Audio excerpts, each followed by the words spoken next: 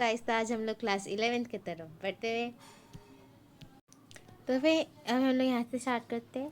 सारे के सारे जो एनिमल्स होते हैं, सारे के सारे एनिमल्स होते हैं इंक्लूडिंग ह्यूमंस, वो प्लांट के अंदर डिपेंड करते हैं। किसके लिए? उसके फूड के लिए। अब जो एनिमल्स है वो लोग फूड में कैसे करेंगे? एक होता है आपका डायरेक्टली, ऑफ कोर्स डायरेक्टली, और एक होगा इनडायरेक्टली, है ना, जो कि फूड के लिए होता है। तो अभी हैप्पी मंडे, ये देखिए जो ग्रीन प्लांट्स होता है इसमें क्या होता है ना, पिगमेंट आपका क्लोरोफिल होता है। तो फिर उसी से आपका फोटोसिंथेसिस होता है। ये इधर आपका फोटोसिंथेसिस है। फोटोसिंथेसिस एक एनाबॉलिक प्रोसेस है। एनाबॉलिक प्रोसेस, एनाबॉलिक प्रोसेस मतलब क्या होता है? इस पे हीट एब्जॉर्ब्ड, और फिर ये देयरफॉर ऑटोट्रॉफ्स बोलते हैं, है ना। जो लोग फोटोसिंथेसिस करते हैं खुद से ऑटोट्रॉफ्स बोलते हैं। अब जो ग्रीन प्लांट्स कैरी आउट करते हैं फोटोसिंथेसिस और एक फिजियोकेमिकल प्रोसेस, जिससे कि वो लोग लाइट करते हैं, लाइट एनर्जी को यूज़ करते हैं और सिंथेसिस करते हैं ऑर्गेनिक कंपाउंड का। अल्टीमेटली जो सारे के सारे आपके लिविंग फॉर्म है अर्थ में, वो डिपेंड करते हैं सनलाइट में एनर्जी के लिए। अब जो यूज़ ऑफ एनर्जी होता है सनलाइट से, जो कि प्लांट्स करते हैं कैसे? फोटोसिंथेसिस के थ्रू। और यही आपका बेसिस ऑफ लाइफ है अर्थ में। फोटोसिंथेसिस इंपॉर्टेंट है दो रीज़न के लिए। पहला, ये प्राइमरी सोर्स है सारे के सारे फूड का अर्थ में, और वो रिस्पॉन्सिबल है रिलीज़ करने के लिए ऑक्सीजन एटमॉस्फेयर में बाय ग्रीन प्लांट्स। तो अब हम लोग एक्सपेरिमेंट देख लेते हैं। जो आपका क्लोरोफिल है, क्लोरोफिल क्या है? ग्रीन पिगमेंट ऑफ लीफ है। लाइट, CO2, ये रिक्वायर्ड होता है आपका फोटोसिंथेसिस ऑकर करने के लिए। अब यहाँ पे आप लोगों ने स्टार्च वाला देखा होगा। स्टार्च फॉर्मेशन होता है दो लीव्स में लेंगे, एक हम लोग वेरीगेटेड लीफ लेंगे और एक लीफ लेंगे जो कि पार्शियली कवर्ड था ब्लैक पेपर के साथ। उसको एक्सपोज करेंगे लाइट पे। अब जब इन लीव्स को हम लोग स्टार्च के लिए हम लोग जब टेस्टिंग कराएंगे, तो फिर इधर क्लियर था कि फोटोसिंथेसिस हुआ था सिर्फ ग्रीन पार्ट्स में लीव्स के, और जो कि प्रेजेंस ऑफ लाइट में हुआ था। दूसरा एक्सपेरिमेंट था जहाँ पे कि एक पार्ट ऑफ लीफ को हम लोगों ने एक टेस्ट ट्यूब के अंदर डाला था, जिसपे कि कुछ KOH था और वो एक कॉटन में सोप था। और KOH क्या करता है? आपका CO2 को एब्जॉर्ब करता है। ये क्वेश्चन आ सकता है। और जो दूसरा हाफ है वो एयर पे एक्सपोज था। फिर उसको हम लोगों ने लाइट में रखा कुछ टाइम के लिए। तो फिर टेस्ट करने पर जो प्रेजेंस ऑफ स्टार्च है ना, वो दोनों के दोनों पार्ट्स ऑफ लीफ में आपको मिला होगा कि आपको एक्सपोज्ड पार्ट में आपको स्टार्च मिला, लेकिन जो एक्सपोज नहीं था, लेकिन जो ट्यूब में था वहाँ पे नहीं मिला। Tested negative. यहाँ से क्या दिखा आपको कि जो CO2 है ये रिक्वायर्ड होता है आपके फोटोसिंथेसिस के लिए। अब यहाँ पे अर्ली एक्सपेरिमेंट्स, अर्ली, और ये CO2 वाला जो है ना, इस एक्सपेरिमेंट को हम लोग बोलते हैं मोल्स एक्सपेरिमेंट। Moles experiment. तो अब हमें देखते हैं अर्ली। जोसेफ प्रीस्टली, नाम याद रखना है, 1770 में परफॉर्म किया एक सीरीज ऑफ एक्सपेरिमेंट, जिसने कि रिवील किया एसेंशियल रोल ऑफ एयर कहाँ पे? ग्रोथ ऑफ ग्रीन प्लांट्स में। तो प्रीस्टली प्रीस्टली जो था उसने डिस्कवर किया ऑक्सीजन 1774 में। तो अगर आया हु डिस्कवर्ड ऑक्सीजन, तो आंसर इज प्रीस्टली।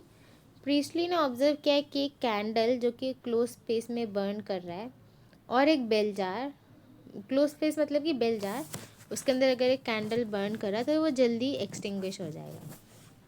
वैसे ही एक माउस जो कि सफोकेट हो जाएगा एक क्लोज स्पेस पे, और उसने ऐसा कंक्लूड किया कि दोनों के दोनों एयर को डैमेज करते हैं। लेकिन जब उसने प्लेस किया एक मिंट प्लांट को उसी बेल जार के अंदर, तो फिर माउस भी जिंदा रहा और कैंडल भी जला। प्रीस्टली ने ऐसा हाइपोथेसाइज, क्या मतलब कि ऐसा बोला कि जो प्लांट्स है ये रिस्टोर करते हैं उस एयर से जो कि ब्रीदिंग एनिमल्स और बर्निंग कैंडल रिमूव करते हैं। तो फिर प्रीस्टली ने कैसे किया होगा ये कन्वर्ट, छोड़िए। तो ऐसे ही एक सिमिलर सेटअप को लेके जो कि प्रीस्टली ने यूज़ किया था, लेकिन वहाँ पे उसने एक बार डार्क में डाला और एक बार उसी वाले सेटअप को सनलाइट में डाला। तो ये हो जाएगा जैन इनगेन हाउस ने ऐसा किया। इसका एक निमोनिक होगा कि हाउस में लाइट, राइट, यहाँ पे हाउस है तो हाउस में लाइट, क्योंकि इसने लाइट वाला एक्सपेरिमेंट किया। इसने 1730, अच्छा ये तो उसका लाइफ स्पैन है, ठीक है। इसने दिखाया कि जो सनलाइट है ये एसेंशियल होता है प्लांट प्रोसेस के लिए, जो कि प्यूरिफाई करता है एयर, जो कि बर्निंग कैंडल और ब्रीदिंग एनिमल इसको ख़राब करता है। इनहेन गाउस ने एक एलिगेंट एक्सपेरिमेंट किया एक एक्वाटिक प्लांट के साथ, जो कि ब्राइट सनलाइट में छोटे छोटे बबल्स बन रहे थे उस ग्रीन पार्ट्स के अराउंड, और डार्क में वो नहीं बन रहे थे। उसने बाद में ये बबल्स को ऑक्सीजन का पाया, तो यहाँ से उसको दिखा कि ये सिर्फ जो ग्रीन पार्ट होता है प्लांट का वही सिर्फ ऑक्सीजन रिलीज़ करता है, लेकिन ऑक्सीजन फिर भी आपको किसने डिस्कवर किया? प्रीस्टली नहीं किया। तो फिर अब देखिए यहाँ से आप लोग ऐसे लिख सकते हैं कि जैन इनगेनहाउस ने क्या किया, इसने आपको बताया कि फोटोसिंथेसिस होता है। फोटोसिंथेसिस कब होता है? डे टाइम, डे टाइम में होता है। और O2 कहाँ से इवॉल्व होता है? O2 evolve in green plant. Green plant में भी कब होता है? जब वो लाइट के प्रेजेंस में होता है तभी। तो अब जो आपका अब ये 1854 तक आपको जूलियस वॉन सैक्स ने प्रोवाइड किया एविडेंस, किसके लिए? प्रोडक्शन ऑफ ग्लूकोज के लिए, जब प्लांट्स ग्रो करते हैं। ग्लूकोज स्टोर होता है in form of starch. Starch मतलब कि आपका होता है अल्फा ग्लूकोज। अल्फा ग्लूकोज होता है जो कि होमोपॉलीसैकेराइड है, और ये एमाइलेस और एमाइलोपेक्टिन बनाते हैं। और जो ये एमाइलोपेक्टिन है ये स्टोर होता है ल्यूकोप्लास्ट में। ल्यूकोप्लास्ट में स्टोर हुआ, और ये ल्यूकोप्लास्ट क्या है? एक टाइप ऑफ प्लास्टिड है, ठीक है ना। तो फिर लेटेस्ट स्टडी में उसने शो किया कि जो ग्रीन सब्सटेंस है प्लांट में, जिसको हम लोग क्लोरोफिल बोलते हैं आज के ज़माने में, वो लोकेटेड होता है स्पेशल बॉडीज़ में जिसको हम लोग क्लोरोप्लास्ट बोलते हैं। इससे क्या पता चला कि जो क्लोरोफिल होता है वो क्लोरोप्लास्ट के अंदर मिलता है, और क्लोरोप्लास्ट प्लांट सेल के अंदर मिलता है। उसके बाद में मिला कि जो आपका ग्रीन पार्ट्स है प्लांट्स में जहाँ पे ग्लूकोज बनता है, तो जो ग्लूकोज है यूजुअली स्टोर होता है स्टार्च के फॉर्म में।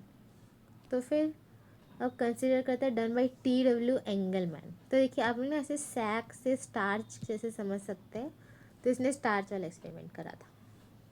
तो अब यहाँ पे आ जाते हैं एंगलमैन। एंगलमैन, ये एंगल से आप लोग एंगल कर सकते हैं। एंगल में लाइट स्प्लिट होता है, राइट, लाइट स्प्लिट होता है एंगल में प्रिज्म में, तो ये उसका ट्रिक है।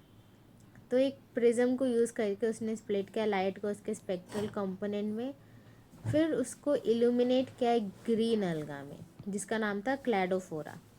उसने इसको प्लेस किया एक सस्पेंशन में, कहाँ पे? एरोबिक बैक्टीरिया के। अब जो बैक्टीरिया था वो यूज़ करने के लिए था साइट्स ऑफ O2 एवोल्यूशन। उसने ऑब्जर्व किया कि जो बैक्टीरिया है जो एक्यूमुलेट हुआ मेनली कौन से रीजन में? ब्लू और रेड लाइट। तो ऐसे क्या पता चलता है? ब्लू और रेड लाइट में फोटोसिंथेसिस सबसे ज़्यादा होता है स्प्लिट स्पेक्ट्रम के। एक फर्स्ट एक्शन स्पेक्ट्रम था फोटोसिंथेसिस जो कि डिस्क्राइब किया गया। उसने रिसेंबल किया रफली एब्जॉर्प्शन स्पेक्ट्रा क्लोरोफिल ए और क्लोरोफिल बी का। अब जो middle of the 19th century में जो की फीचर था प्लांट फोटोसिंथेसिस वो उनको पता चल गया था। पहला था कि जो प्लांट्स है वो यूज़ कर सकते हैं लाइट एनर्जी को, जिससे कि वो लोग कार्बोहाइड्रेट बनाते हैं, और CO2 और वाटर। अब जो एम्पेरिकल इक्वेशन था जो पूरा प्रोसेस बताता है फोटोसिंथेसिस का ऑक्सीजन इवॉल्विंग के लिए, वो उसको हम लोगों ने ऐसा लिखा CO2 प्लस H2O लाइट में डाला तो CH2O प्लस O2, राइट। जहाँ पे कि CH2O रिप्रेजेंट करता है एक कार्बोहाइड्रेट को, जैसे कि ग्लूकोज या फिर कोई 6 कार्बन शुगर। एक माइलस्टोन कंट्रीब्यूशन एक माइक्रोबायोलॉजिस्ट ने किया, उसका नाम क्या था? कॉर्नेलियस वैन नील। इसने स्टडी किया पर्पल और ग्रीन बैक्टीरिया का।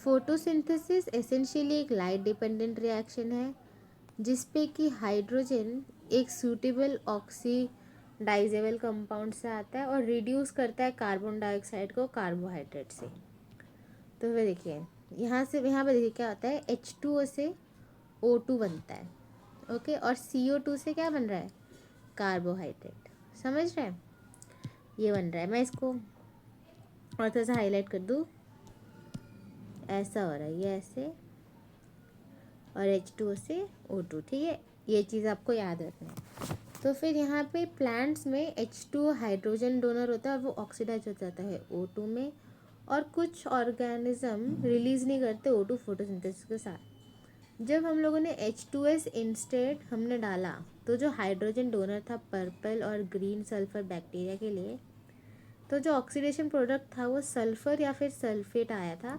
डिपेंडिंग ऑन ऑर्गेनिज्म, और O2 नहीं आया था। हेंस उसने ये देखा कि O2 एवॉल्व हो रहा था ग्रीन प्लांट्स में, वो कहाँ से आ रहा था, H2O से, और कार्बन डाइऑक्साइड से नहीं। ये लेटर प्रूव हुआ था आपके रेडियो आइसोटोपिक टेक्निक से। तो यहाँ से करेक्ट इक्वेशन क्या आया, 6CO2 प्लस 12H2O, उसको लाइट में दिया तो फिर ग्लूकोज बना plus 6 molecule of water plus 6 molecules of oxygen. तो यहाँ पे C6H12 क्या करता है, रिप्रेजेंट आपका ग्लूकोज। तो फिर और जो आपका O2 है ये रिलीज होता है वाटर से, और ये प्रूव हुआ रेडियो आइसोटोप टेक्निक के थ्रू। तो जो आपका ग्लूकोज है ये कहाँ पे फॉर्म्ड होता है, फॉर्म्ड इन स्ट्रोमा, ओके। अब देखिए यहाँ पे आपका जो H2S वाला जो एग्जाम्पल है, देखिए उसने प्लांट सेल लिया, ठीक है। अब जब आपका H2 होता है, H2 को स्प्लिट कीजिए, क्या होता है, H प्लस और O2, ये प्लांट्स में होता है।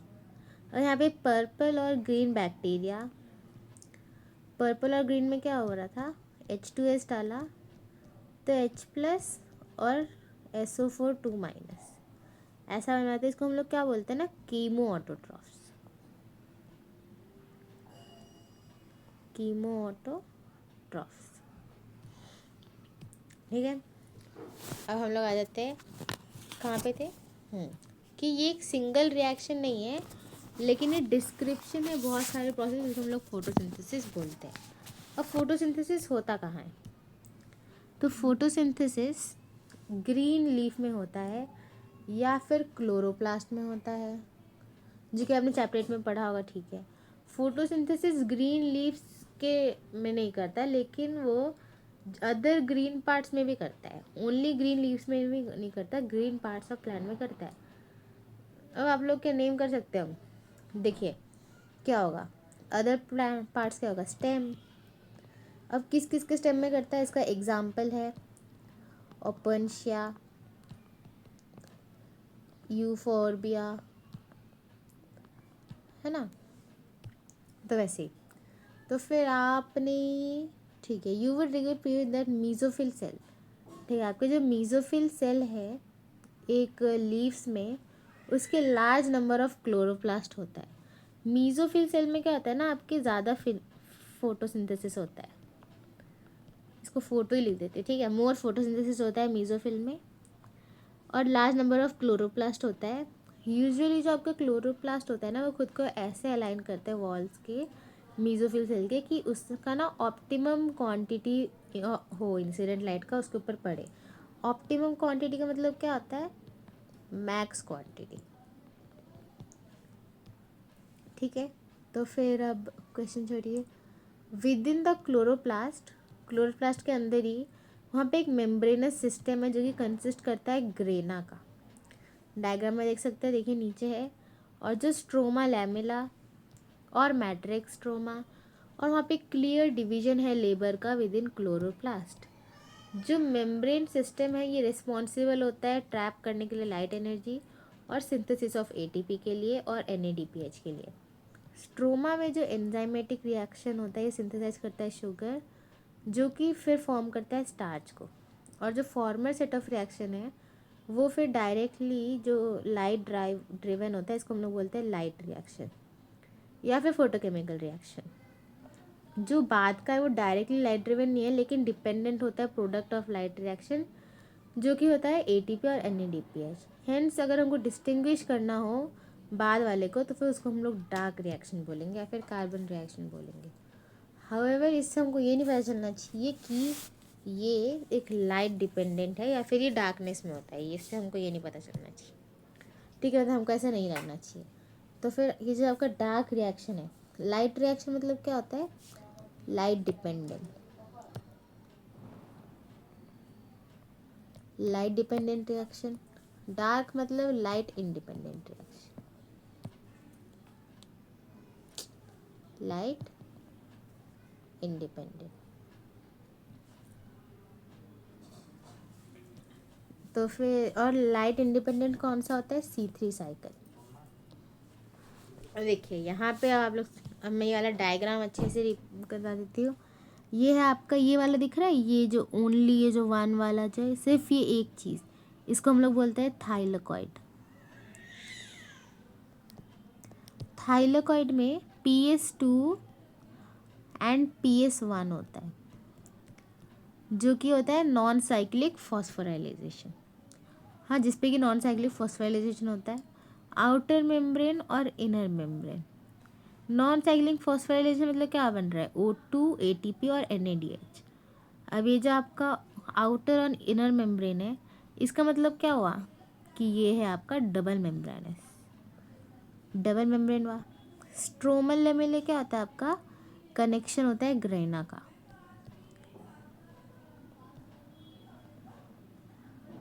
ओके, कनेक्शन हुआ ग्रेना का। और जो आपका स्ट्रोमल लैमेले है यही है, और ये जो आपका ग्रेना है, और स्ट्रोमल लैमेला में क्या होता है, PS1। ओके, और यहाँ पे होता है साइक्लिक फॉस्फोराइलेशन। PS1 में साइक्लिक फॉस्फोराइलेशन होता है, जो कि होता है ATP, इस पे ATP निकलता है। तो ग्रेना कौन सा है आपका, ये पूरा का पूरा ग्राना है। ठीक है, ये पूरा का पूरा थिंग इज ग्राना। तो फिर अब इसके बाद हम लोग आ जाते हैं स्ट्रोमा में। स्ट्रोमा में C3 साइकिल होता है। C3 साइकिल कौन सा होता है, डार्क साइकिल, डार्क रिएक्शन है ना। राइबोसोम दिख गया, स्टार्च ग्रेन्यूल, लिपिड ड्रॉपलेट दिख रहा है आप लोगों को, बस इतने में इतना ही है।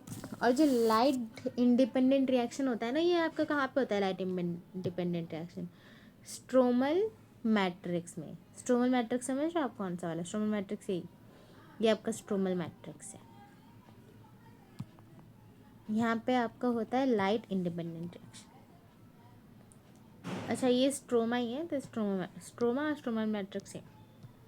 ठीक है, अब आपके जो कितने टाइप ऑफ पिगमेंट होते हैं जो कि फोटोसिंथेसिस में इन्वॉल्व होते, हाँ इन्वॉल्व होते हैं फोटोसिंथेसिस में। तो फिर हमने इसके लिए एक आंसर देखा। तो फिर हमने सेपरेट किया लीफ पिगमेंट्स को किसी भी ग्रीन प्लांट्स का, किसके थ्रू, पेपर क्रोमेटोग्राफी। एक chromatographic separation of leaf pigment दिखाता है कि जो कलर है जो कि हम देखते हैं लीव्स में, वो सिर्फ एक सिंगल पिगमेंट के वजह से नहीं है, लेकिन 4 पिगमेंट की वजह से। एक है क्लोरोफिल ए। क्लोरोफिल ए कौन सा कलर होता है, क्लोरोफिल ए कौन सा कलर देता है, ब्राइट या फिर ब्लू ग्रीन, और क्रोमेटोग्राम में वाला कलर देता है। क्लोरोफिल बी कौन सा कलर देता है, येलो और ग्रीन। जैंथोफिल देता है आपका येलो कलर। कैरोटेनॉइड्स देता है येलो से लेके येलो टू ऑरेंज। ठीक है, कैरेट वाला कलर है ये, देखिए ये पूरा। जैंथोफिल येलो, क्लोरोफिल भी येलो से ग्रीन, समझे ना, कूल टोन से थोड़ा सा, मतलब कि थोड़ा सा वार्म टोन आ रहा है। तो फिर हम लोग थोड़ा सा देखते हैं, लेट अस सी। जो पिगमेंट्स होते हैं वो सब्सटेंस है जिसके उसकी एबिलिटी होता है एब्जॉर्ब करने का, क्या, लाइट, एक स्पेसिफिक वेवलेंथ में करते हैं, लेकिन है ना। तो फिर आप लोग क्या गेस कर सकते हैं, जो मोस्ट एबंडेंट प्लांट पिगमेंट कौन सा है वर्ल्ड में। इसका आंसर है आपका क्लोरोफिल ए। क्लोरोफिल ए है। और जो वेवलेंथ है, कलर ऑफ लाइट जिसपे क्लोरोफिल मैक्सिमम एब्जॉर्प्शन शो करता है, वो है आपका ब्लू और ग्रीन वेवलेंथ। ठीक है, blue and green. Blue and green की समझ रहे हो ना आप लोग, कि क्लोरोफिल ए जो है उसका वही कलर है ना। और यहाँ पे देखिए मैक्सिमम एब्जॉर्प्शन आपको दिख रहा है, ये वाला डायग्राम देखिए, ये वाला डायग्राम, मैक्सिमम एब्जॉर्प्शन इधर और एक इधर। आप लोग अगर यहाँ पर देखिएगा तो देखिए क्लोरोफिल ए का भी कुछ वैसे ही दिख रहा है, इधर और ये इधर। क्लोरोफिल ए का। तो देखिए ये दोनों काफ़ी सेम है, तो इसलिए मैक्सिमम एब्जॉर्प्शन क्लोरोफिल ए और इसका जो होता है ऑलमोस्ट ये मैच करता है, पूरा नहीं मैच करता बट स्टिल भी, ठीक है। तो फिर क्या ये और कोई एब्जॉर्प्शन पिक दिखाता है किसी और वेवलेंथ में भी? अगर हाँ तो कौन सा? तो इसका आंसर है नो, नहीं दिखाता, ठीक है। तो फिर जो वेवलेंथ है किस eight which maximum photosynthesis occur in a plant, है ना। अब जो आपका वेवलेंथ है जहाँ पे कि मैक्सिमम फोटोसिंथेसिस होता है वो क्या है? ब्लू एंड रेड, है ना। सबसे ज़्यादा फोटो ब्लू एंड रेड में होता है, हमने देखा। तो फिर क्या आप यहाँ पे पूरा क्वेश्चन ही है। तो जो वेवलेंथ होता है at which there is maximum absorption by chlorophyll a, जो कि होता है ब्लू और रेड रीजन में, यहाँ पे हायर रेट ऑफ फोटोसिंथेसिस भी होता है। हेंस तो बताइए हम लोग ऐसे कंक्लूड क्या कर पा रहे कि जो आपका क्लोरोफिल ए है वो है चीफ पिगमेंट जो कि एसोसिएटेड होता है फोटोसिंथेसिस से। तो आपका चीफ पिगमेंट कौन सा है? हाँ, क्लोरोफिल ए। तो complete 1-to-1 overlap between absorption spectrum of chlorophyll A and the action spectrum of photosynthesis. क्या यहाँ पे कंप्लीट ओवरलैप है क्या? आप लोग देखिए देखिए क्या इस पे ये क्लोरोफिल ए और यहाँ पे जो आपका एब्जॉर्प्शन स्पेक्ट्रम है, क्या ये दोनों कम्प्लीटली ओवरलैप कर रहे हैं? आपको दिख लेगा यस कर रहे, but the answer is no. इन लोगों का हम लोग सेम पीक बोल सकते हैं, they have the same peak we can say, but we can not say कि ये दोनों ओवरलैप कर रहे हैं। अब क्यों? यह आंसर आपको लिखना चाहिए क्योंकि काफ़ी इंपॉर्टेंट है। नो, बिकॉज वहाँ पे दूसरे पिगमेंट्स भी तो है, उनकी क्या कोई एब्जॉर्प्शन की इज्जत नहीं है? वो लोग भी तो कुछ ना कुछ तो एब्जॉर्ब करते हैं ना। तो इसलिए नो, बिकॉज देयर आर, वो उन लोग की एब्जॉर्प्शन कम है, but is it zero? No. तो इसलिए अदर पिगमेंट्स का भी कुछ ना कुछ है वहाँ पे एब्जॉर्प्शन। तो क्लोरोफिल ए का पूरा तो हो नहीं सकता। पिगमेंट्स टू जो क्या करते हैं, which help in the process of photosynthesis. समझा ना? तो ये काफ़ी ज़्यादा डाउट पर पूछा गया क्वेश्चन है, और वो कलर्स तो बिल्कुल याद रखना है, काफ़ी इंपॉर्टेंट है क्लोरोफिल ए बी सी का। तो फिर जो ग्राफ टुगेदर है दिखाता है हमको कि जो मोस्ट ऑफ द फोटोसिंथेसिस होता है ये कहाँ पे टेक प्लेस करता है? ब्लू और रेड रीजन में स्पेक्ट्रम के। अब जो आपका ब्लू है, ब्लू एंड रेड में भी अगर किसी ने पूछा ज़्यादा किस पे होता है तो the answer is blue, blue में ही मैक्स होता है। लेकिन अगर बोथ है तो आपको बोथ आंसर करना है, ठीक है। ये थोड़ा मॉड्यूल वाली दुनिया में पहुंच जा रहे हैं हम लोग। तो जो कुछ फोटोसिंथेसिस टेक प्लेस करता है दूसरे वेवलेंथ में विजिबल स्पेक्ट्रम के, तो फिर हम लोग थोड़ा देख लेते हैं, ठीक है। अदर थाइलाकॉइड पिगमेंट जैसे कि क्लोरोफिल बी, जैंथोफिल और कैरोटेनॉइड, जिसको कि हम लोग एक्सेसरी पिगमेंट बोलते हैं, ये भी एब्जॉर्ब करते हैं लाइट को, अभी मैंने बताया राइट उसका आंसर, और ट्रांसफ़र करते हैं एनर्जी को क्लोरोफिल ए में। इंडेड वो सिर्फ एनेबल नहीं करते एक wider range of wavelength of incoming light utilise करने के लिए फॉर फोटोसिंथेसिस, लेकिन वो लोग और एक काम करते हैं, वो क्या है? प्रोटेक्ट करते हैं क्लोरोफिल ए को फोटो ऑक्सीडेशन से, ठीक है। तो फिर आपके एक्सेसरी पिगमेंट है LHC। LHC देखिए, LHC मतलब क्या आता है आपका? LHC होता है पिगमेंट प्लस प्रोटीन, ठीक है। ठीक है, अब देखिए यहाँ इस वाले पे आपको क्या बताना चाहा, ये समझ लीजिए आपका क्लोरोफिल ए है। अब यहाँ पे ऐसे गोला गोला बना लीजिए, ठीक है। ये कौन है बताइए ज़रा? ये है आपका क्लोरोफिल बी, ये है आपका कैरोटेनॉइड्स, ये है आपका जैंथोफिल, और ये तीनों के तीनों आपके हैं एक्सेसरी पिगमेंट, है ना। एक्सेसरी पिगमेंट है, और इसको हम लोग एंटीना या फिर ग्रांटोसोम बोलते हैं। तो ठीक है, इट्स ओके। तो एक्चुअली इससे यही, इस वाले पैराग्राफ का मतलब यही है। ये पैराग्राफ काट दो अगर आपको इतना समझ में आ जाएगा डायग्राम देख के, तो खुद पे भरोसा है तो। लाइट रिएक्शन को हम लोग क्या बोलते हैं? लाइट रिएक्शन को हम लोग फोटोकेमिकल रिएक्शन बोलते हैं guys. Photochemical AKA photochemical reaction. आप हमें प्यार से फोटोकेमिकल रिएक्शन बुला सकते हैं। मतलब फोटोकेमिकल रिएक्शन मतलब क्या हो? लाइट रिएक्शन, याद है मैंने क्या बोला था? कब होता है? Always occur in the presence of light. लिखने के लिए कभी जगह नहीं रहती है मेरे पास, पर मन बहुत करता है।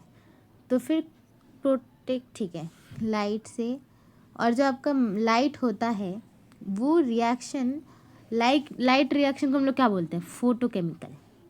लाइट रिएक्शन या फिर फोटोकेमिकल फेज जो होता है वो इंक्लूड करता है आपका लाइट एब्जॉर्प्शन, वाटर का स्प्लिटिंग, ऑक्सीजन रिलीज और formation of high energy chemical intermediate, जो कि होता है आपका एटीपी और NADPH। तो फिर काफ़ी प्रोटीन कॉम्प्लेक्सेस होते हैं जो कि इन्वॉल्व होते हैं इस प्रोसेस में। जो पिगमेंट्स होता है ये ऑर्गेनाइज होते हैं दो डिस्क्रीट फोटोकेमिकल। एक होता है लाइट हार्वेस्टिंग कॉम्प्लेक्सेस LHC, और फोटो सिस्टम 1 और फोटो सिस्टम 2। इसको नेम करा गया है सीक्वेंस ऑफ उनके डिस्कवरी में। और इस सीक्वेंस पे नहीं कि वो लोग फंक्शन कब कर रहे हैं लाइट रिएक्शन के टाइम।